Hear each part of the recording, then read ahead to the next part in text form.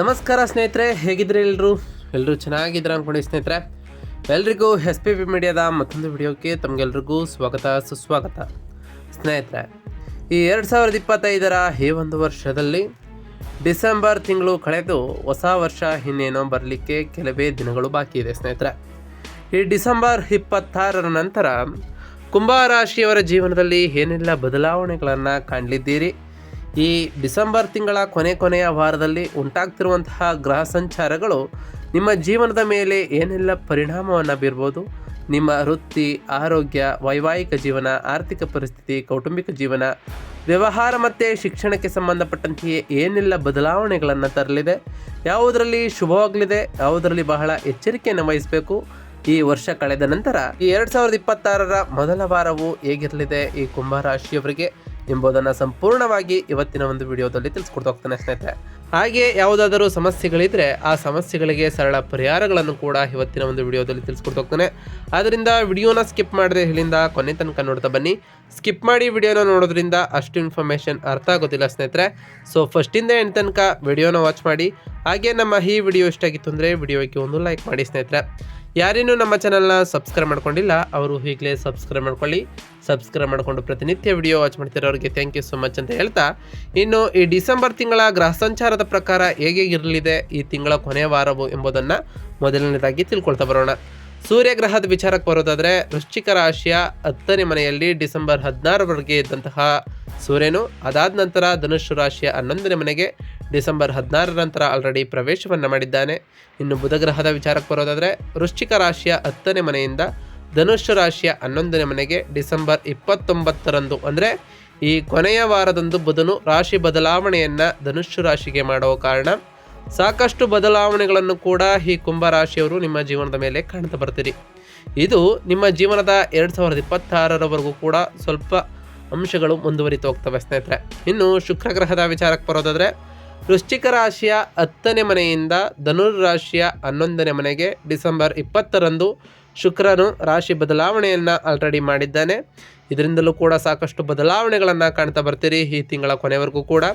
ಇನ್ನು ಮಂಗಳ ಗ್ರಹದ ವಿಚಾರಕ್ಕೆ ಬರೋದಾದರೆ, ವೃಶ್ಚಿಕ ರಾಶಿಯ 10ನೇ ಮನೆಯಿಂದ ಧನುರ್ ರಾಶಿಯ 11ನೇ ಮನೆಗೆ ಡಿಸೆಂಬರ್ 7ರಂದು ರಾಶಿ ಬದಲಾವಣೆಯನ್ನು ಆಲ್ರೆಡಿ ಮಾಡಿರೋ ಕಾರಣ ಈ ತಿಂಗಳ ಕೊನೆವರೆಗೂ ಕೂಡ ಮಂಗಳಿನಿಂದ ಒಂದಿಷ್ಟು ಪರಿಣಾಮಗಳನ್ನು ಕಾಣ್ತಾ ಬರ್ತೀರಿ ಅಂತ ಹೇಳ್ಬೋದು. ಸ್ನೇಹಿತರೆ, ಇನ್ನು ಗುರುಗ್ರಹದ ವಿಚಾರಕ್ಕೆ ಬರೋದಾದರೆ, ಕಟಕ ರಾಶಿಯ 6ನೇ ಮನೆಯಿಂದ ಮಿಥುನ ರಾಶಿಯ 5ನೇ ಮನೆಗೆ ಡಿಸೆಂಬರ್ 5ರಂದು ಗುರು ರಾಶಿ ಬದಲಾವಣೆಯನ್ನು ಮಾಡಲಿದ್ರೆ. ಇನ್ನು ಶನಿಗ್ರಹದ ವಿಚಾರಕ್ಕೆ ಬರೋದಾದರೆ, ಮೀನ ರಾಶಿಯ 2ನೇ ಮನೆ ಅಂದರೆ ಸಾಡೆ ಸಾತಿ ಅಂತ್ಯಭಾಗ ಅಂತಲೇ ಹೇಳ್ಬೋದು. ಈ ತಿಂಗಳಿಡೀ ಅಂದರೆ ಈ ಡಿಸೆಂಬರ್ ತಿಂಗಳು ಕೊನೆವರೆಗೂ ಕೂಡ ಶನಿಯು ಈ ಮೀನ ರಾಶಿಯಲ್ಲಿ ಇರಲಿದ್ದಾರೆ. ರಾಹುಗ್ರಹದ ವಿಚಾರಕ್ಕೆ ಬರೋದಾದರೆ, ಕುಂಭ ರಾಶಿಯ 1ನೇ ಮನೆಯಲ್ಲಿ ಅಂದರೆ ಜನ್ಮ ರಾಶಿಯಲ್ಲಿ ಈ ತಿಂಗಳಿಡೀ ಕೊನೆವರೆಗೂ ಕೂಡ ಇರಲಿದ್ದು, ಕೇತು ಸಿಂಹರಾಶಿಯ 7ನೇ ಮನೆಯಲ್ಲಿ ಈ ತಿಂಗಳು ಕೊನೆವರೆಗೂ ಕೂಡ ಇರಲಿದ್ದಾರೆ. ಸ್ನೇಹಿತರೆ, ಒಟ್ಟಾರೆಯಾಗಿ ಈ ಡಿಸೆಂಬರ್ ಕಳೆದ ನಂತರ ಈ ಡಿಸೆಂಬರ್ 26ರ ನಂತರವೂ ಕೂಡ ಒಂದಿಷ್ಟು ಬದಲಾವಣೆಗಳನ್ನು ಕೂಡ ನಿಮ್ಮ ಜೀವನದಲ್ಲಿ ಕಾಣ್ತಾ ಬರ್ತೀರಿ. ಈ ಕುಂಭರಾಶಿಯವರಿಗೆ ಈ ಕೊನೆಯ ತಿಂಗಳಾದಂತಹ ಡಿಸೆಂಬರ್ ಅತ್ಯುತ್ತಮವಾದಂತಹ ಫಲಿತಾಂಶವನ್ನು ನೀಡುವಂತಹ ತಿಂಗಳಾಗಿತ್ತು.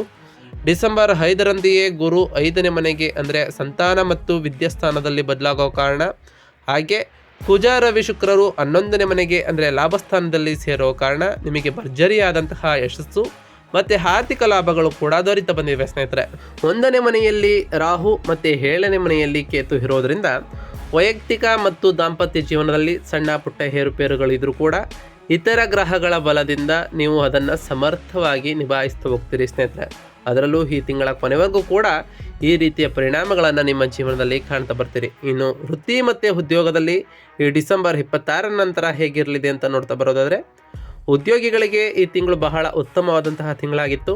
ತಿಂಗಳ ಆರಂಭದಲ್ಲೇ ಡಿಸೆಂಬರ್ 16ರವರೆಗೆ ರವಿ 10ನೇ ಮನೆಯಲ್ಲಿ ಇದ್ದ ಕಾರಣ ವೃತ್ತಿಯಲ್ಲಿ ನಿಮ್ಮ ಗೌರವ ಹೆಚ್ಚುತ್ತಾ ಬರ್ತದೆ. ಅದರಲ್ಲೂ ಈ ಡಿಸೆಂಬರ್ 26ರಿಂದ ನಿಮ್ಮ ಮೇಲಾಧಿಕಾರಿಗಳಿಂದ ಪ್ರಶಂಸೆಯನ್ನು ಕೂಡ ಪಡಿತಾ ಹೋಗ್ತೀರಿ. ಹೊಸ ಜವಾಬ್ದಾರಿಗಳನ್ನು ವಹಿಸಿಕೊಳ್ಳುವಂತಹ ಅವಕಾಶಗಳು ಕೂಡ ಸಿಗ್ತಾ ಹೋಗ್ತವೆ. ಅದರಲ್ಲೂ ತಿಂಗಳ ದ್ವಿತೀಯಾರ್ಧದಲ್ಲಿ 11ನೇ ಮನೆಯಲ್ಲಿ ಗ್ರಹ ಸಂಚಾರ ಇರುವ ಕಾರಣ ನೀವು ಮಾಡಿದ ಕೆಲಸಕ್ಕೆ ತಕ್ಕಂತಹ ಮನ್ನಣೆ ಮತ್ತು ಆರ್ಥಿಕ ಲಾಭಗಳು ಸಿಗ್ತಾ ಬರ್ತವೆ. ಬಡ್ತಿ ಅಥವಾ ಸಂಬಳ ಹೆಚ್ಚಳಕ್ಕಾಗಿ ಕಾಯ್ತಿರುವವರೆಗೂ ಕೂಡ ಇದು ಸಿಹಿ ಸುದ್ದಿಯನ್ನು ತರಲಿದೆ ಅಂದರೆ ತಪ್ಪಾಗಲಾರದು ಸ್ನೇಹಿತರೆ. ಸಹೋದ್ಯೋಗಿಗಳೊಂದಿಗೆ ಉತ್ತಮವಾದ ಬಾಂಧವ್ಯವು ಕೂಡ ಈ ತಿಂಗಳ ಕೊನೆವರೆಗೂ ಕೂಡ ಏರ್ಪಾಡಾಗ್ತಾ ಬರ್ತದೆ. ಇನ್ನು ನಿಮ್ಮ ಹಣಕಾಸಿನ ವಿಚಾರದ ಬಗ್ಗೆ ಮಾತನಾಡ್ತಾ ಬರೋದಾದರೆ ಆರ್ಥಿಕವಾಗಿ ಈ ತಿಂಗಳು ಅತ್ಯುತ್ತಮವಾಗಿರ್ತದೆ. 11ನೇ ಮನೆಯಲ್ಲಿ ಕುಜ ರವಿ ಶುಕ್ರ ಇರುವ ಕಾರಣ ಈ ಡಿಸೆಂಬರ್ 26ರ ನಂತರವೂ ಕೂಡ ಆದಾಯದ ಮೂಲಗಳು ಹೆಚ್ಚಾಗ್ತಾ ಬರ್ತವೆ. ಇನ್ನು ಆದಾಯದ ವಿಚಾರಕ್ಕೆ ಬರೋದಾದರೆ ವ್ಯಾಪಾರ ಅಥವಾ ವೃತ್ತಿಯ ಮೂಲಕ ಅನಿರೀಕ್ಷಿತ ಲಾಭಗಳು ಬರ್ಬೋದು. ಸ್ನೇಹಿತರ ಮೂಲಕವೂ ಕೂಡ ಆರ್ಥಿಕ ಧನ ಸಹಾಯವೂ ಕೂಡ ನಿಮಗೆ ದೊರೆಯಬಹುದು ಸ್ನೇಹಿತರೆ.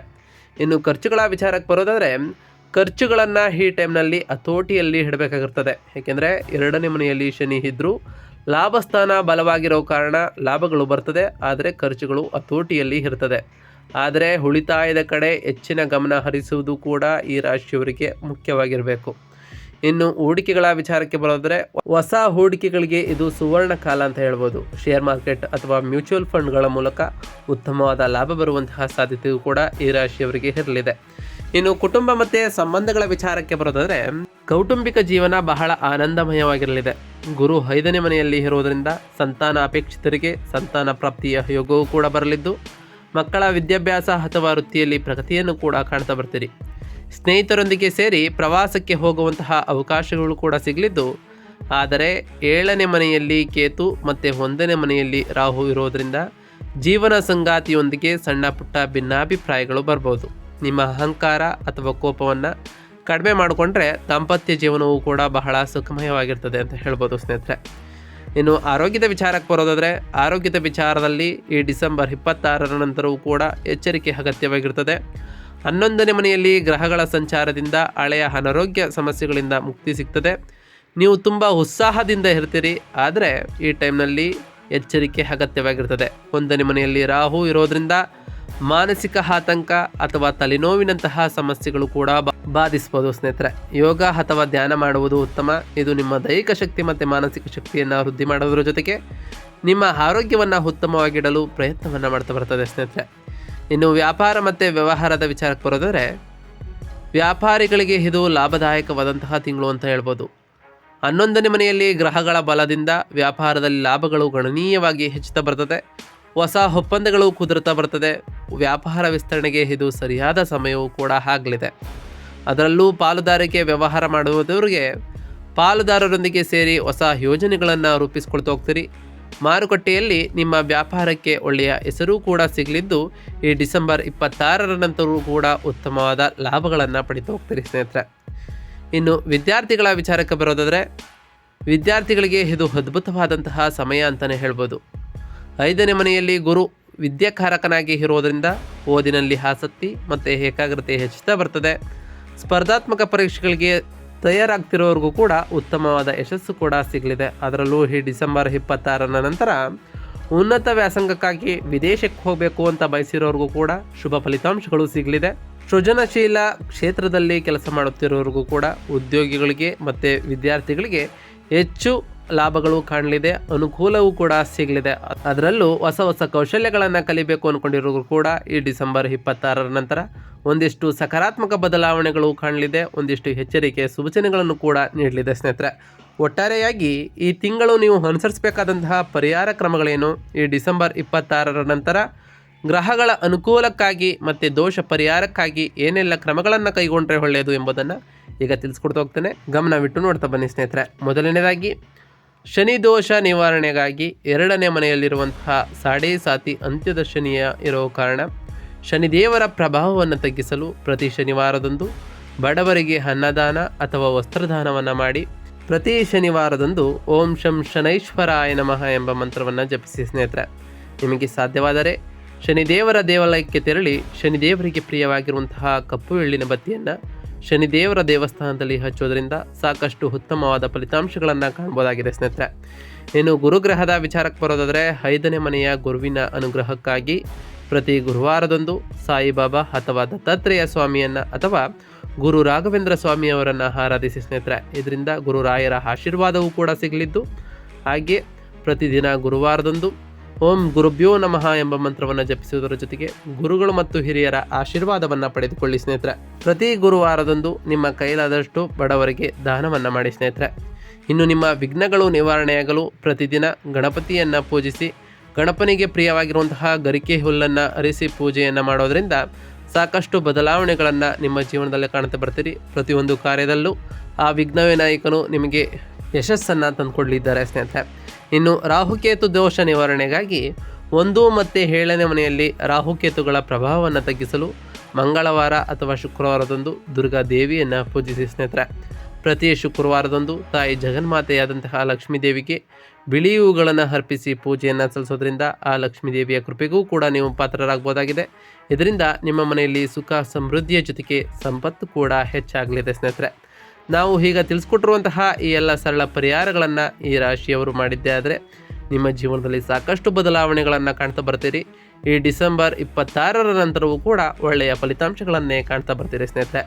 ಇದಾಗಿತ್ತು ಇವತ್ತಿನ ಒಂದು ವಿಡಿಯೋ ಸ್ನೇಹಿತರೆ. ವಿಡಿಯೋ ಇಷ್ಟ ಆಗಿತ್ತು ಅಂದರೆ ವಿಡಿಯೋಗೆ ಒಂದು ಲೈಕ್ ಮಾಡಿ. ಯಾರೇನು ನಮ್ಮ ಚಾನಲ್ನ ಸಬ್ಸ್ಕ್ರೈಬ್ ಮಾಡ್ಕೊಂಡಿಲ್ಲ ಅವರು ಈಗಲೇ ಸಬ್ಸ್ಕ್ರೈಬ್ ಮಾಡ್ಕೊಳ್ಳಿ.